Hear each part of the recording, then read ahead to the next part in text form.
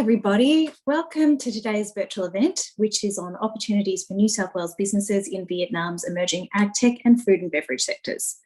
It's a real pleasure to have you here today virtually, so thank you very much for joining us in this format. My name is Danielle Rajendram. I'm the Associate Director of the Advisory and Insights team at Asialink Business. Just before we begin today's proceedings, I'd like to acknowledge the traditional custodians of the land on which we are meeting, the Gadigal people of the Eora Nation, as well as the custodians of the lands you're all joining us from as well. I pay my respects to their elders past, present and emerging, and extend that respect to any Aboriginal and Torres Strait Islander people joining us today. Just a couple of notes on today's event. So we're really pleased to have so many of you joining us online and really welcome any questions that you might have for the speakers. So please feel free to type any questions you might have into the Q&A box on your screens, and we'll do our best to make sure that we get to them after the panel discussion has concluded. We're also, as you might have seen as you logged on, we are recording this session and it will be available on demand following the conclusion of the event. So we're here today to talk about some of the really exciting opportunities for New South Wales businesses in Vietnam, where there is considerable demand for New South Wales AgTech expertise, as well as opportunities for New South Wales businesses in the food and beverage sector to capitalise on increasing consumer demand. Our mission at Asialink is to drive creative engagement between Australia and Asia to build a strong shared future. And so we are really pleased to be partnering with Investment New South Wales on this exciting event.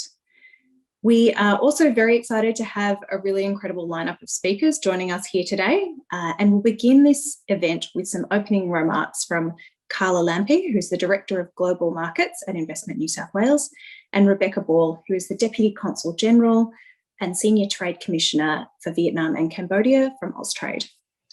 We will then move into a discussion from our expert panellists. So we'll be joined by Keen Nguyen, who is the Trade and Investment Director in Ho Chi Minh City for Investment New South Wales, Dr. Matthew Cook, who is the Research Director for Livestock and Aquaculture at CSIRO, Will Tang, who is the Founder and Director of Beanstalk, and Tom Howard, who's the General Manager of Global Operations and Agribusiness at Sunrise. But before we get into our panel discussion, I'd first like to welcome Carla Lampe, who is the Director of Global Markets at Investment New South Wales, to provide some opening remarks.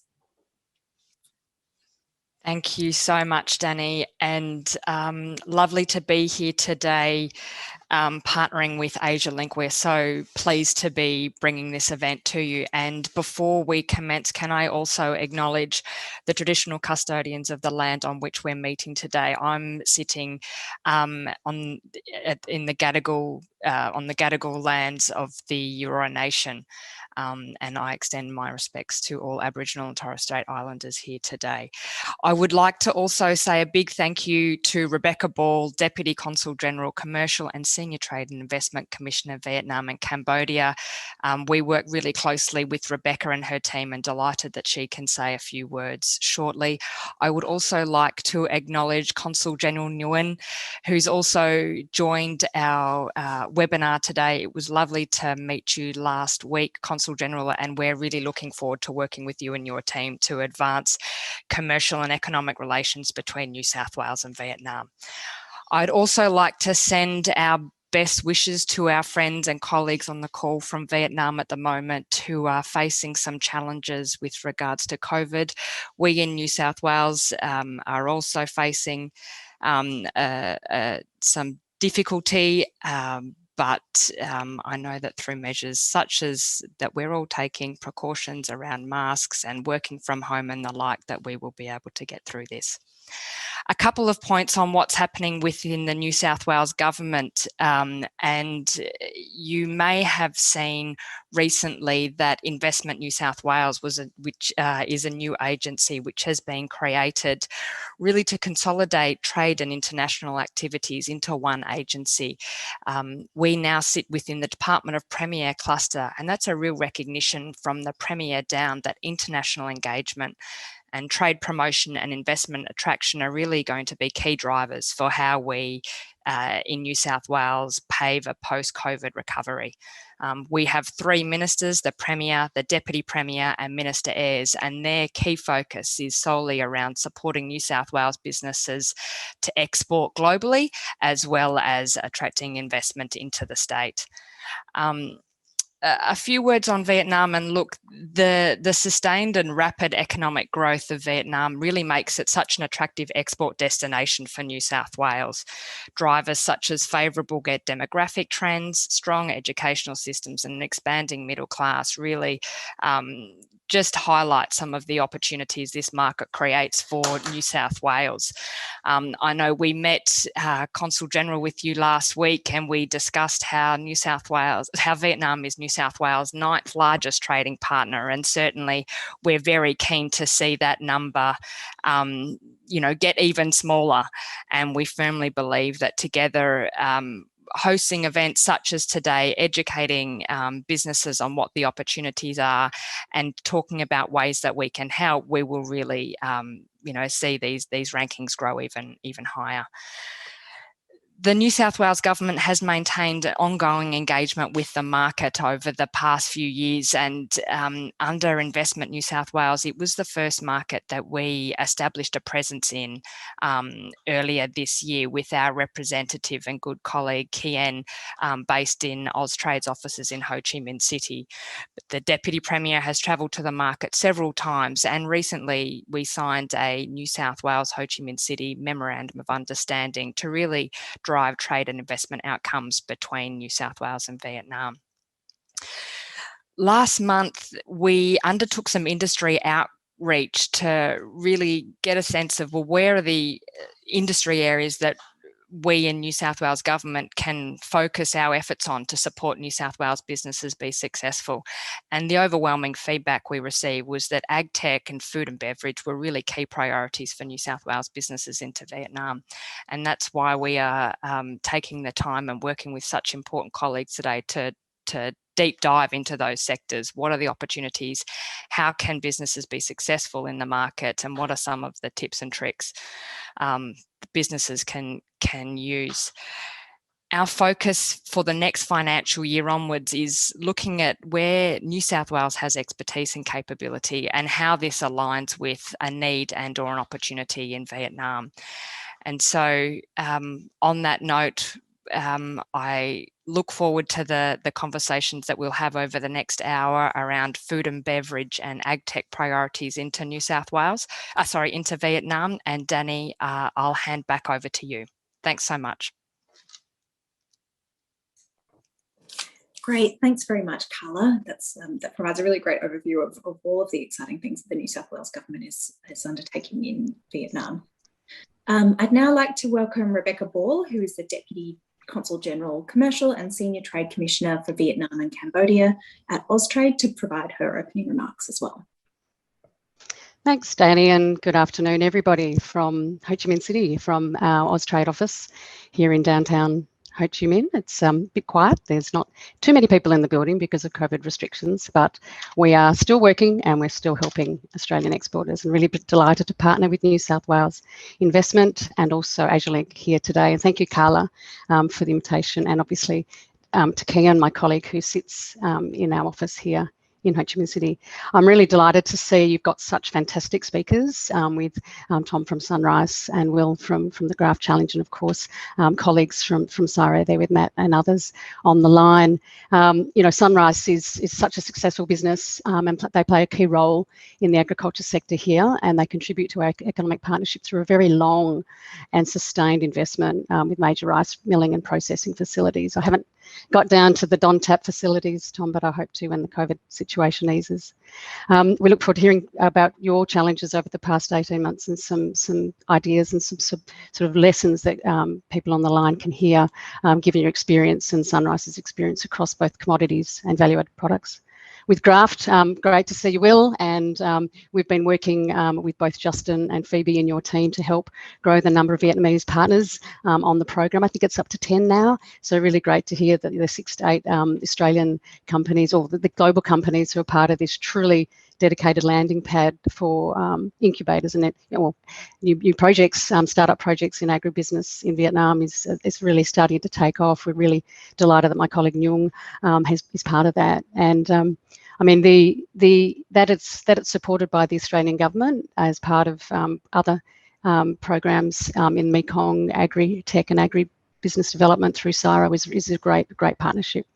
So to make a couple of points about the fundamentals about the economic relationship with Vietnam, and I'd really like to just pause and acknowledge Consul General Nguyen. Really pleased to have you on the line, and really pleased to have you now in the seat. It's a great time to be working with you and your team both in Australia and also with the embassy and the officials here in Vietnam, who we have very strong relationships with the relevant ministries across agribusiness, and have a fabulous agriculture councillor, Tony Harmon, also based in Hanoi. But fundamentally, agriculture is so important to Vietnam's economic development and is a key pillar of our bilateral relationship. For every 100,000 Australian dollars of our trading GDP together, Australia exports about $487 worth of agri-food, fibre and forestry products to Vietnam. This is twice that for Singapore and Hong Kong, 4 times that of South Korea and Indonesia, 7 times that for China and Japan, and 32 times that for the US. This demonstrates the extent to which Australia's rural exports are leveraging the Vietnamese domestic growth curve and the complementarity between our two economies, as we have a very broad and diverse basket of agri-food products where we have comparative advantage. And as the generally, I guess the trading restrictions for basic commodities continue to reduce, and the undeveloped nature of some of the agri-services sector and agri-tech is presenting a lot of opportunities for Australia. So, and just thinking and talking with my ag colleague, Tony, he's got a sense that because of the growth of our food exports to Vietnam, which grew 44% in Q1 compared to this year, compared to Q1 2020, he thinks that it could be quite plausible that Vietnam could finish this year as Australia's 5th largest rural export market in absolute terms, and it's currently 8th, which is quite remarkable for an economy that sits around 40th in the global league table. So Australia can provide solutions across agri-tech that support growth across cropping, animal production and aquaculture, from water and feed management, pest and disease monitoring control, efficient systems, traceability and quality assurance to boost production and help Vietnam meet current and future food safety and security challenges. We're working in partnership with CSIRO, Department of Ag, Water and Environment, our DFAT colleagues, and of course our state and territory colleagues to support businesses operating in Vietnam, particularly those who've been impacted by COVID-19 on their global exports. So working hard through our agribusiness expansion initiative to help exporters diversify their export markets and grow their business in high impact markets, including Vietnam. So delighted today's program is focusing on Vietnam, and really delighted to see so many people on the line, such interest, and we're all here to help you and do our best to raise the profile of Australian agribusiness exports in Vietnam, to grow our share, and to do that through a range of digital marketing, media campaigns, retail promotions, customer development, you name it. We're all pulling in that direction and couldn't do it without business and industry. So really delighted to have both Sunrise and Beanstalk on the line, because we can't do it without the support and drive of our committed Australian companies here on the ground and in Australia. Thank you. All the best for the program today, and enjoy. Thank you. Back to you, Danny. Great. Thank you very much, Rebecca. That's, yeah, again, provides a really great overview of some of the initiatives that the federal government's looking at in Vietnam as well. So I would like now to move into our panel discussion and introduce our 4 wonderful panelists.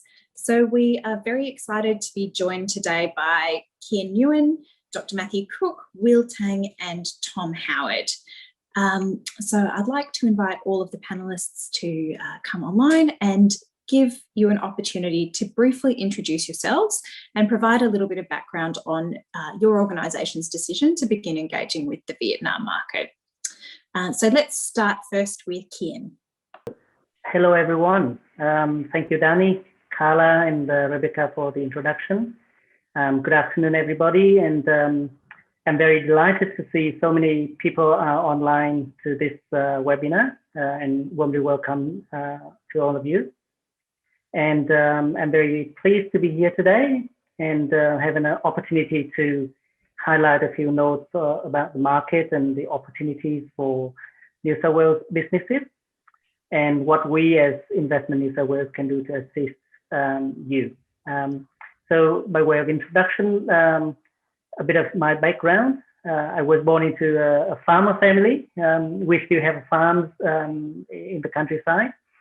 I used to work for the Ministry of Agriculture in Vietnam between 1997 and 2009. During that time, I had 4 years working for the Science and Technology Department. I was coordinating a research and development project, which was supported by the Australian government. And at that time and during my life, I had a chance to meet a lot of farmers, the producers, the processing plant owners, the marketers, and got to know their pain points. And today I'd be happy to share with you some of my thoughts on the market and on the opportunities. Over to you, Danny. Great, thanks very much. I'll hand over now to Matthew.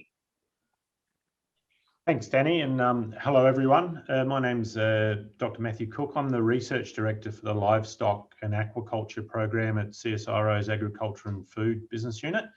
I'm here today to really talk about how our relationship with a particular company in Vietnam, Viet Seafood Corporation, is transforming prawn production in Vietnam, and about how some of the technology that we've transferred and some of the relationships that we've established are really driving the growth of aquaculture in Vietnam, and how that is delivering benefit back to Australia as well.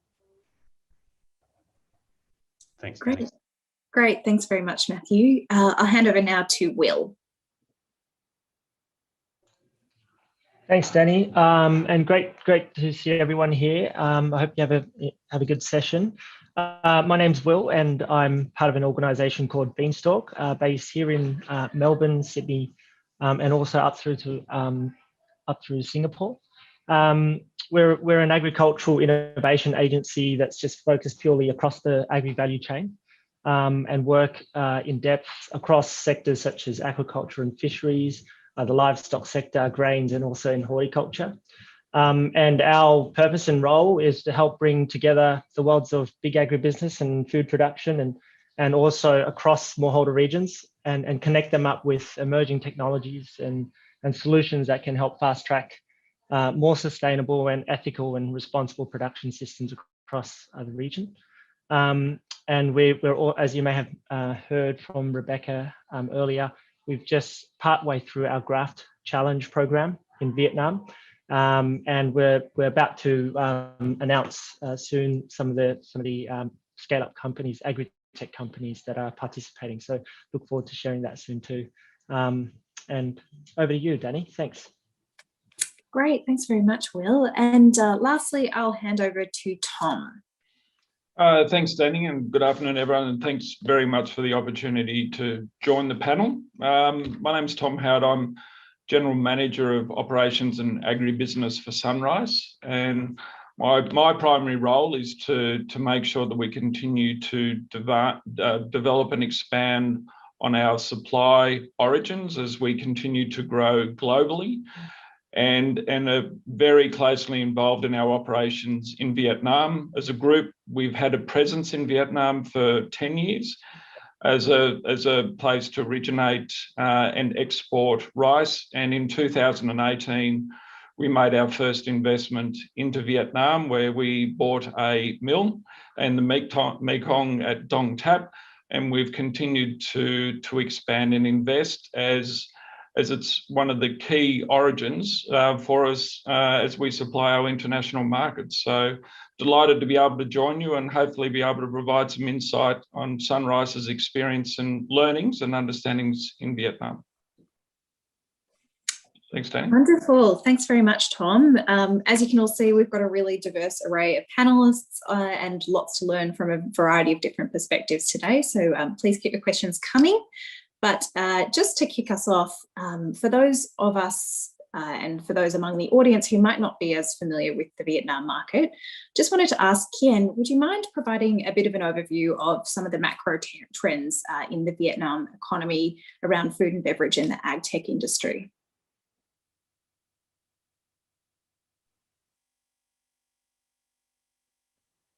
Over to you. Thank you, Danny.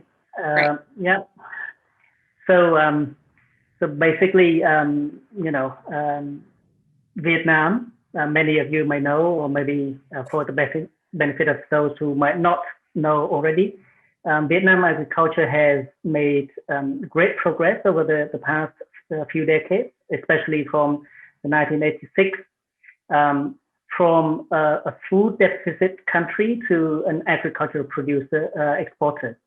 So this is thanks to the liberalization of the production factors, including land, especially, but also thanks to the reform of business model, as well as the advancement of the technology in the production side, especially. For example, my colleague Matt from CSIRO will validate this, but a lot of genetic research have contributed into the yield advancement of Vietnam, but also the farming practices. This mainly increases the yield, especially of agricultural produce, to the point that some farmers and many farmers have a problems with the surplus, especially the short life, shelf life produces. To give you some example, potato, tomato, watermelon, lychee, they have very short season, and if they cannot be delivered to the market, they'll be rotten and they'll be thrown away by the desperate farmers. And also to get that yield and to get the nice look and appearance of the produce, the farmers always overdose the chemicals. So that is the fact and the situation. The contribution to the advancement and the progress of agriculture in Vietnam also includes the international support, including from Australia through OSAID, through CSIRO, where Matt is here, through ACIAR from Australia as well, and through direct exchange between research institutes and universities between different countries, especially from Australia. And on the other hand, our recent commissioned food and beverage market research, it is confirmed that the demand for quality, safe, healthy, and value for money food and beverages is increasing.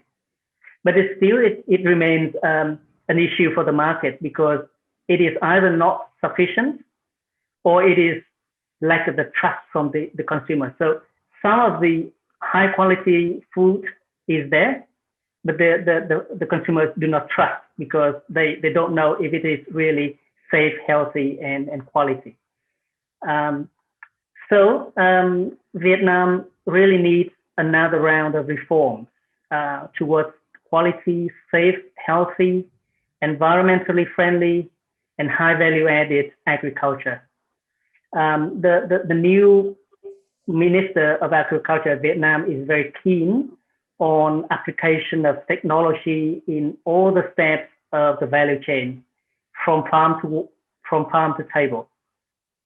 So interestingly, in a recent conference co-chaired by the Ministry of Agriculture and Ministry of Information and Communication, they stressed the need for digital transformation in agriculture, and they asked national scientists, researchers, and enterprises, farmers, educational institutions to participate in this journey. And really, they meant is now or never. By the word of the Minister of Agriculture, they say we should not miss the train. So really, we can see there's a market, a growing market for agriculture and F&B technologies market in Vietnam. So that is an overall picture of Vietnam market in terms of agricultural technology and the drivers for that. Over to you, Danny. Thanks very much. And thank you for that overview. I think that's really comprehensive and gives us a great starting point for identifying some of the opportunities for Australian businesses, and particularly those in New South Wales. So thanks very much. I might hand over now to Will, actually, and just ask you, just for the benefit of our audience, just to explain a little bit around AgTech, what it means, as it's quite a broad term, and what it includes. Great, thanks, Danny. And I might just add a few points to what Kian said. I think it was very succinctly put together, and I like the kind of the reference to since the mid 80s, moving through a really strong growth in the industry, and right now industry is at a turning point due to a number of factors. As you mentioned, around building trust, and we've seen a lot of investment in midstream kind of traceability technologies to help improve the safety and food traceability in the region. But also, now they're a huge exporter, as you said, a net exporter, almost like Australia. We're exporting half of their production in the country. And but what's really interesting, I find about Vietnam is that still about 95% plus of their production are exported as commodities and with no value add. So instead of sending across $2 per kilo of coffee beans, instead of exporting it at $30 per kilo, that gap is still there across many commodity sectors. And so I think that the opportunity for processing value add and really kind of bringing a nutrition through to the country as well as its neighbours is a huge opportunity.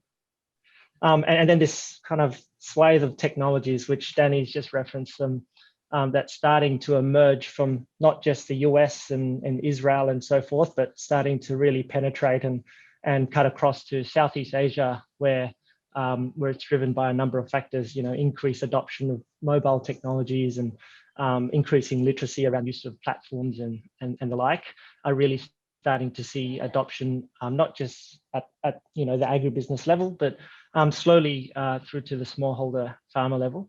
But I recognize also there's probably people here that are not too familiar with AgTech. So in terms of just how we think about AgTech, agri-food tech, it kind of streams all the way from input, really kind of pre-farm gate, where you're talking about ag biotechnology and input marketplaces, bioenergy and biomaterials as well, through to kind of robotics and mechanization. And then we've got a whole range of what we call these like midstream technologies, focused around traceability, focused around food safety and so forth. And then you've got the much more customer facing types of technologies around, restaurant technology, last mile technology to reach, the end customers. So that's the full suite of agri-food technology that that's kind of starting to emerge in Vietnam, which is really exciting.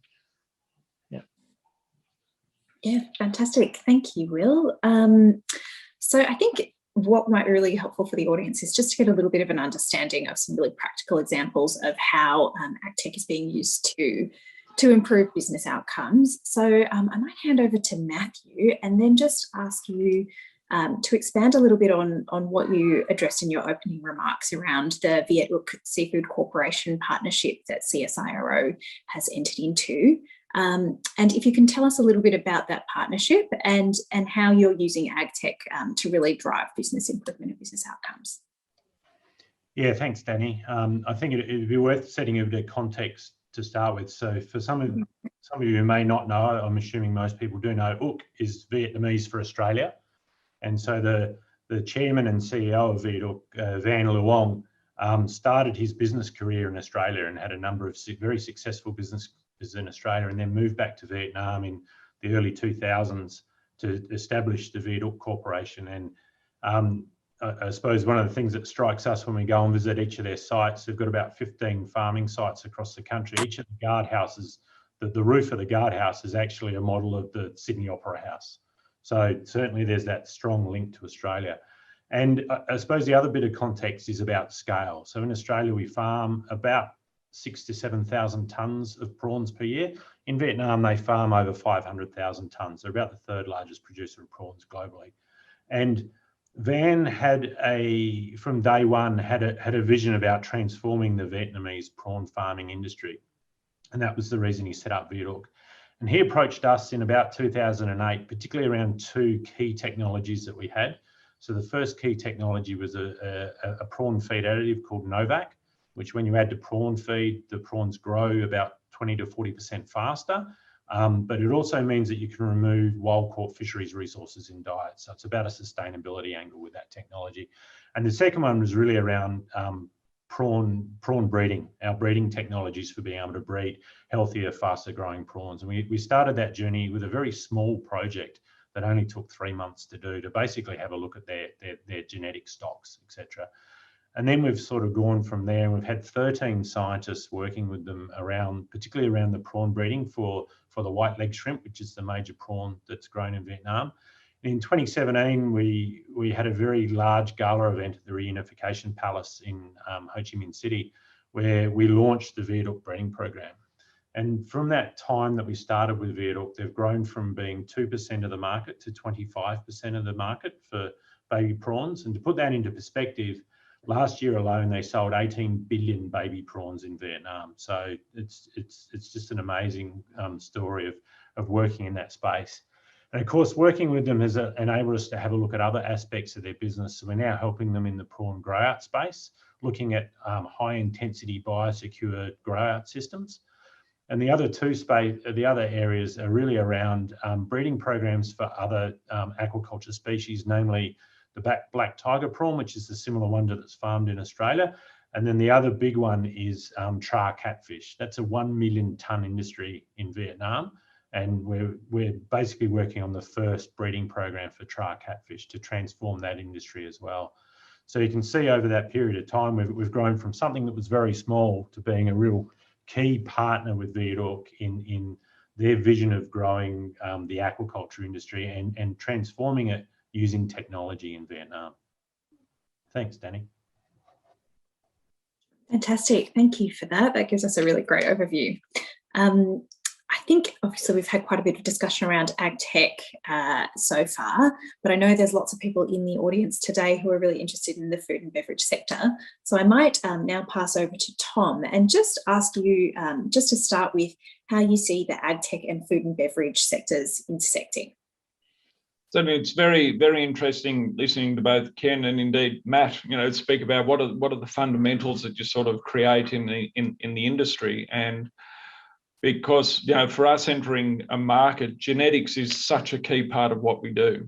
So we've got relationships with the Coolong Rice Research Institute. We're in the process of working very closely with ACR to develop a 4 to 5 year significant program inside of Vietnam, all looking around productivity and capability, and importantly, starting inside the farm gate. So we're a globally branded food business. We export to around 50 countries. We originate out of 12, and we've got assets through Australia, Asia, and North America. But what's key to our business fundamentals in those areas which we've identified that we want to have a significant presence? We believe to do that and do it properly, it goes all the way to having a very strong relationship inside the farm gate. So again, with the project that we're looking at setting up with ACR, it's to have a look at how can we look at bringing together capability from genetics and then expand that into farming systems, production, and then flowing that through our value chain, milling, post-harvest quality. Because as Ken was saying, there is a very real opportunity to enhance the quality reputation for Vietnamese product and in particular Vietnamese rice, because in some discerning markets, there's a capability gap, and that might come down to things like MRLs and a few other bits and pieces. So as we're sitting there saying, very high quality, discerning branded food company, how do we go about it? This is where there's a huge opportunity with AgTech. One of the first times when I travelled through Vietnam, one of the things I was really astounded with was the quality of mobile phone coverage. So we could be anywhere from right up against the Cambodian border to Ho Chi Minh City and all parts in between, travelling through paddy fields.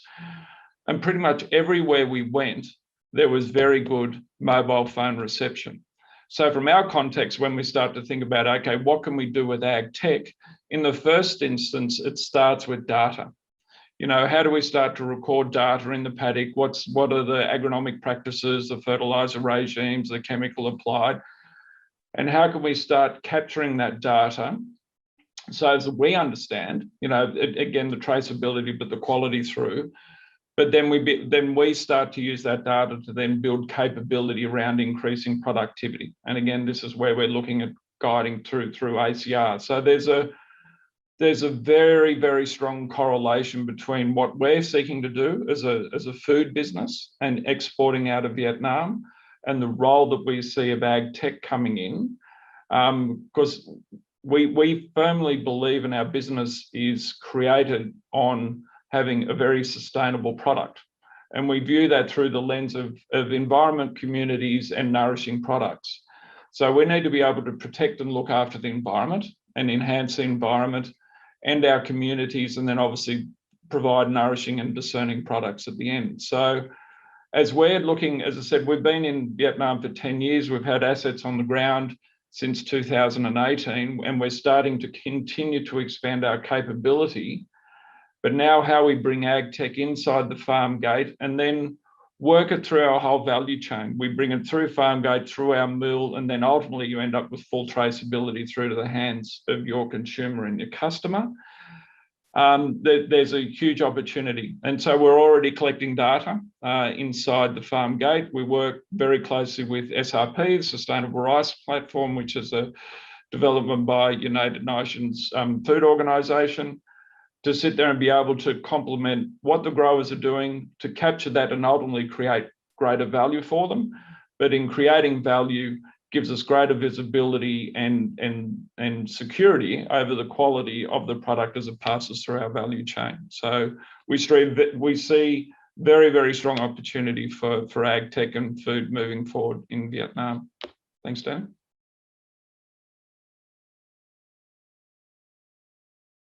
Great, thanks very much, Tom. That provides a very, very comprehensive overview of some of the things that your company is doing in Vietnam, and I think provides some really practical points for the audience to think through as well. So just picking up on those practical considerations that you've outlined, I might actually hand to Will next. So noting, of course, that you work at Beanstalk with businesses at varying stages of development, what are some of the considerations that Australian AgTech startups should start to think about when they're thinking about entering the Vietnam market?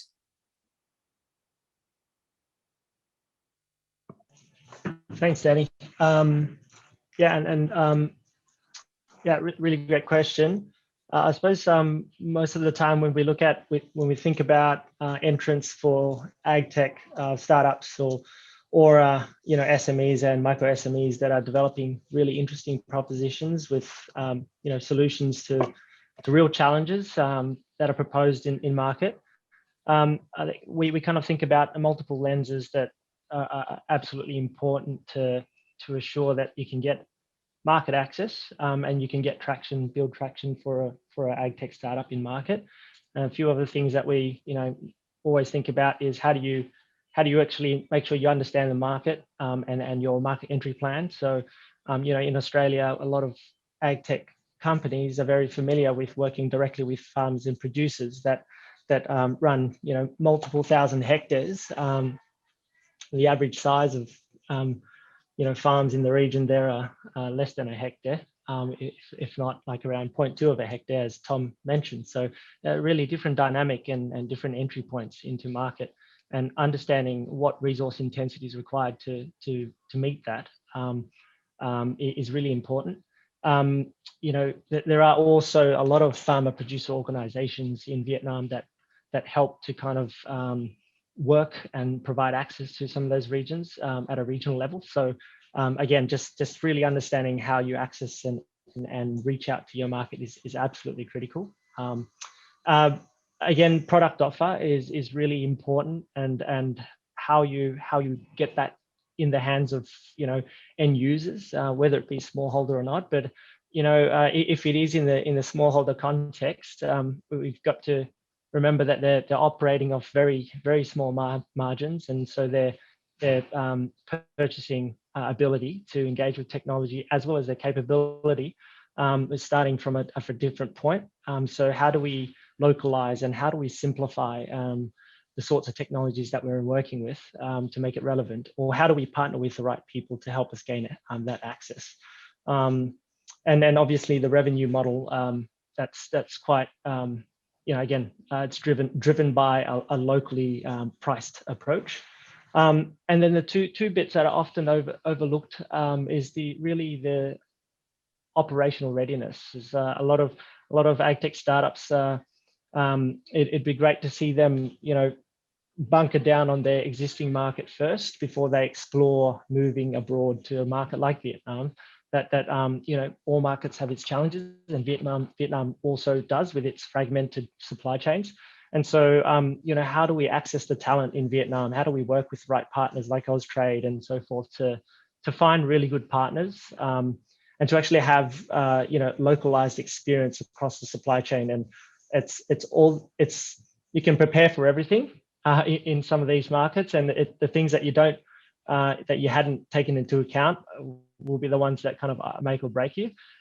So you know, the operational readiness is really critical, and crisis management capability in market is key, and can't also underestimate the cultural readiness as well. You know, making sure you as was raised in this chat already, how do you really you know, understand inside the supply chain how they work, based on their culture, based on how they engage with the right players in the market. So I think those are really key considerations. Probably the only other final point I'll make, just to try to keep it brief, is you know, a lot of Australian AgTech companies and in the much more larger production-based countries, a lot of AgTech solutions are very much point source or point solutions. So they help solve a critical or unique challenge at a supply chain point. Whereas where we're seeing more interest and more traction in these smallholder supply chains, whether it be India, Myanmar, you know, Philippines, Sri Lanka, and so forth, is that they're more platform-based plays, and they're providing multiple touch points to their platform. Again, the literacy and also the maturity of the AgTech ecosystems early. So for a smallholder farmer to engage with that ecosystem is really challenging. And so often we're finding that, you know, you've got companies like Recult and in Thailand and so forth, and Bangladesh, that are essentially amalgamating data, collecting data, and finding ways to work with financiers and providing alternate credit scoring systems to make sure we can access finance to purchase the inputs that they're procuring as well. So it's really, some of these platforms have really gained a lot of tractions, and finding ways to work with some of these platforms that are working already with smallholder producers is potentially an interesting angle or entry point as well. So over to you, Danny. Thanks, Will. That's really great and really comprehensive overview. Again, I really liked the points you made, particularly around partnerships and the importance of developing really strong partnerships in the market. So thank you very much for that. What I might do now is actually open to audience Q&A. So I can see that there are a few questions that have come through already, but if there are any burning questions that you'd like to ask our panelists, please do drop them in the Q&A thread and I'll make sure that we get to them. I might just start with quite a broad question that I can see in the Q&A, and I might direct that one to Keen in particular. So we have a question from an attendee who's asking if they're looking to export from Australia to Vietnam, what would be the general procedure to do so? So what would be the best starting point? And perhaps just speaking from your own experience at Investment New South Wales, where can the New South Wales government provide some assistance? Thanks, Danny. Thanks for the question. I think that's a very good and valid question, and I think I would like to echo Will in some of his notes on access to market. So if an exporter wants to enter the market in Vietnam, the first thing is try to understand the market. So how can they do that? They can either go to the website to look for to look for overall information about Vietnam, about the subsector, about the sectors, about the enabling environment, whether or not it's conducive for that particular business or for that particular produce or product. For example, some of the fruits cannot be exported to Vietnam because of non-existence of the protocols between the two countries. So that has to be identified. And if they find it difficult to understand many of the regulations and that are not in English, in Vietnamese, so they can either refer to the representation in country, in the market, just like myself, or in other countries where there is no representation from the state, they can contact Austrade. So that is the step, so that they can get the correct information, the relevant and appropriate information. Secondly, once they study the information about the market, they need to understand, just like we also said, the doing business culture. Because in Australia, you talk to a farmer of dozens of hectares, but here in Vietnam, less than a hectare, and even their plots are scattered all around maybe in 200 square meters pieces. And also in Vietnam, there are buyers that buy just a very small number. So they buy, a few hundred kilos of one product. So that is the doing business culture. Some of them go very straight. Some of them, beat around the bush before they really go to the point. So really understand that the doing business culture is important. We can help the exporters with those information.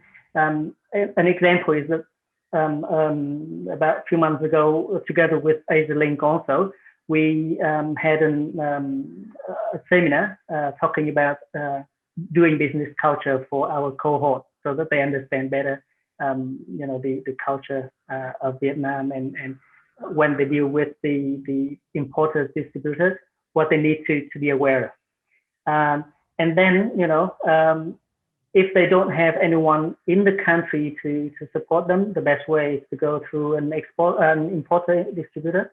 If they want to go really to the market, they can appoint someone to be their representative, servicing many buyers and making sure that their brand is known in the country, in the market. And then there they go.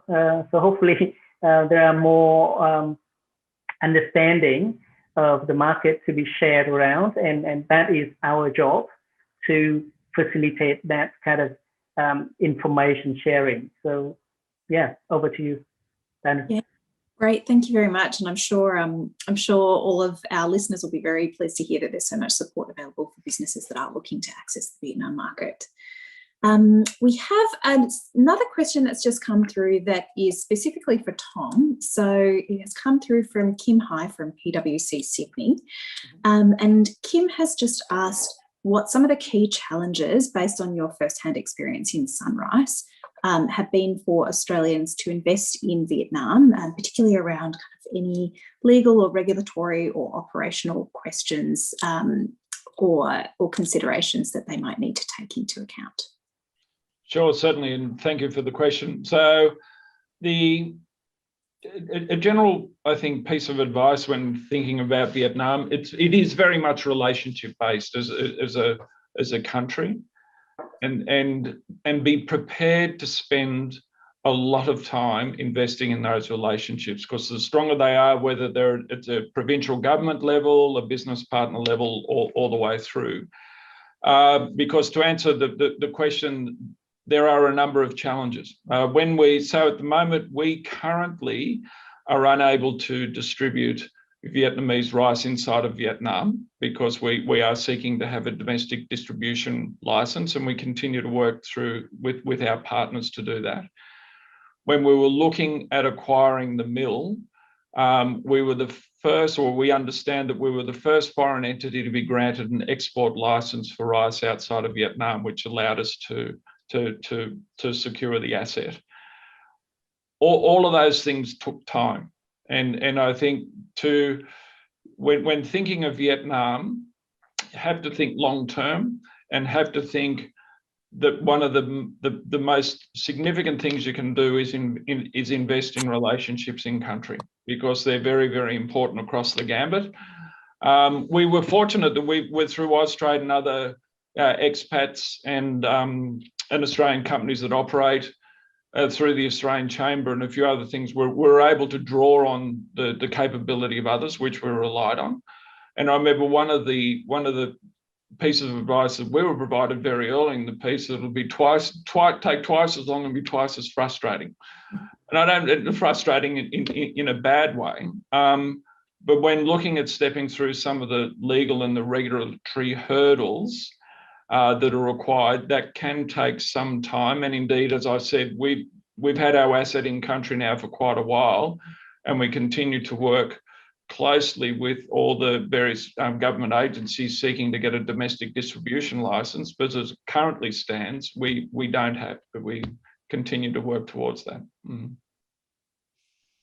Yeah, fantastic. Thank you, Tom. And get that again, I think picks up on some of the really key messages that other panelists have also reiterated around the importance of relationships in market, as well as understanding some of the more technical requirements to entering.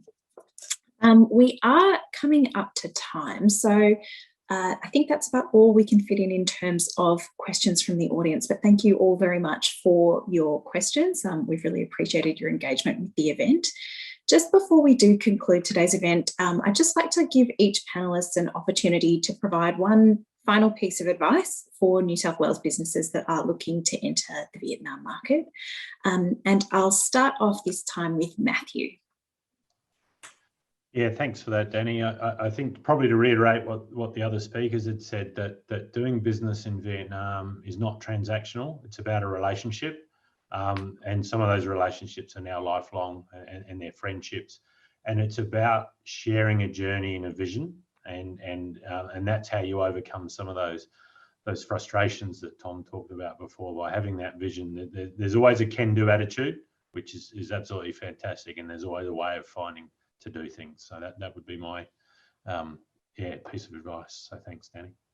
Great, thanks very much, Matt. I'll now just hand over to Will for your final remark. Thanks, Danny. And I was going to share a very similar advice to Matt's, but I think I'll just actually I'd like to emphasize that. In 2017-18, we started working across in the Mekong region. AgTech was even at the time being defined in some of the regions there. It was very early stage, and it still is nascent. And we supported Australian Aid and Canada Aid to run a program called the Mekong AgTech Challenge. And thinking back then, it was again a very exploratory and a market education kind of piece.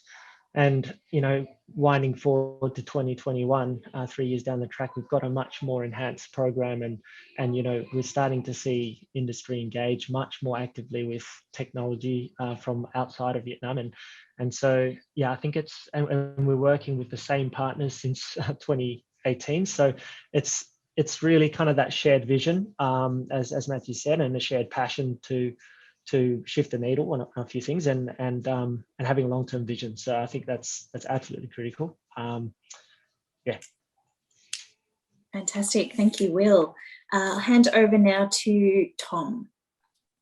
Thanks, Danny. I think first and foremost, it's a great place to do business. We've been there and we've formed the relationships, and we've got increasing relationships all the way down inside the farm gate. But I think our tip and advice would be, don't go to Vietnam and expect to be able to achieve significant things in the very short term. It is somewhere where you have to go with a longer term view. And indeed, you can things can be achieved incrementally, but certainly from our experience is to go there with a longer term view and to understand you're just going to have to invest time in country and resources, and to go in with that mindset. I think there's tremendous opportunities in country. It's a good place to do business. But it is definitely, you have to have that longer term view and that partnership and shared vision, and about creating something in wealth collectively that is shared equitably, and to take that approach certainly works. But certainly don't turn up in Ho Chi Minh thinking the great things will be achieved very quickly, because you have to invest time and effort in country for sure. Thanks very much. And I'll just pass now to Kim. Thanks, Danny. I think I want to highlight that there's, just like Tom, a great market here in Vietnam.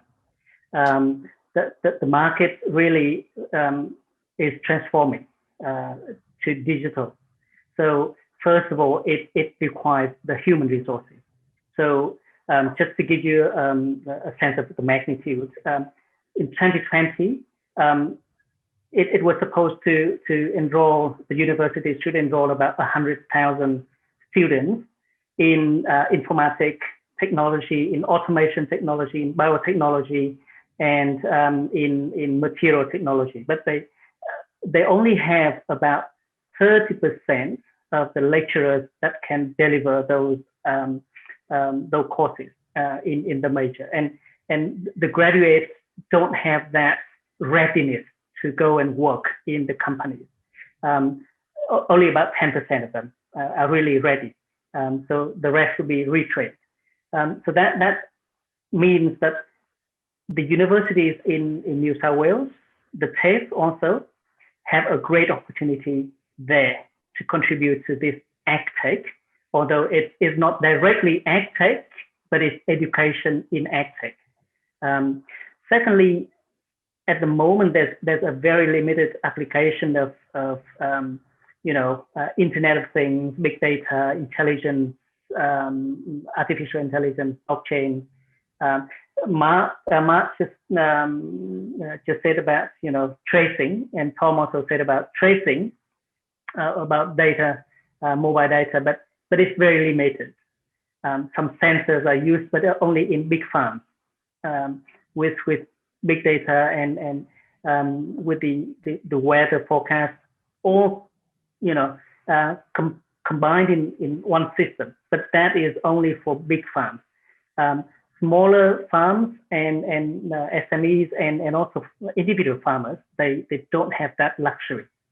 So really, it's about the opportunities for the large scale, the mass technology that support the farmers and small and medium scale. So I think that's the opportunity as well. And finally, the non-AgTech technologies. What I mean is that you use the Internet of Things, the big data, and the artificial intelligence to do what? To provide enabling technology, for example, e-commerce. So an example is that just this year, lychee was very quickly reached the consumers in the South. It would not happen without e-commerce, because to get the product to the market, they have to do a lot of things. So now with e-markets, e-commerce, they just buy online, and then the shipment went, and then the next day the consumers got it. So e-commerce,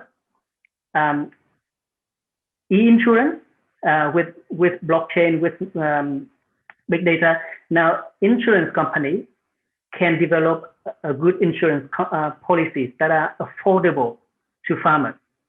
It was so risky because of the asymmetric of information.